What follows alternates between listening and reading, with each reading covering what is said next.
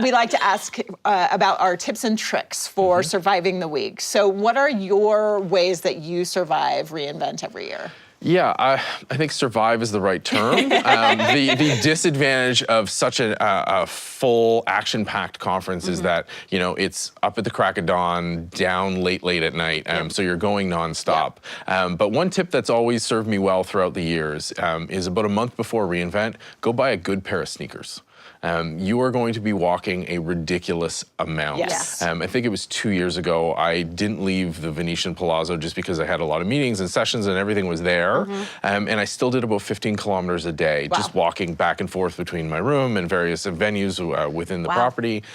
You need a good pair of sneakers preferably, but good strong footwear to get you through the day. And then you can, you know, mix it up for fashion at night. But if you're not picking a good set of footwear, you are going to be paying for it. So, you know, as a community here, obviously, I'm sure you want people to come up to you and chat with you. What is your sort of approach at reInvent in terms of how to network and talk to people and really sort of, again, sort of continue to get the most out of that social aspect of reInvent? Yeah, I think the biggest thing, so as a community hero, as a speaker, I think the biggest part of my week is interacting with people. It's meeting new people, it's making new connections, it's hearing how people are solving interesting problems, you know, and it's challenging with all the great stuff being announced, all the great content, but I think it's really important for people to understand that social aspect is critical. You're all physically there, that kind of face-to-face interaction is great. So people, you know, talking to me when I'm in line for coffee or before a session,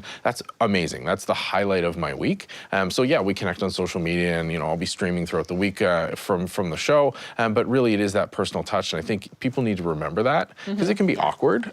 You know, the easiest way is just, hi, how's it going? What did you get out of that session, or what are you looking to get out of the session? We are all there for the same reason. We're all there to learn, to improve our skills, to be better developers, be a better part of the community. It starts with a simple hi.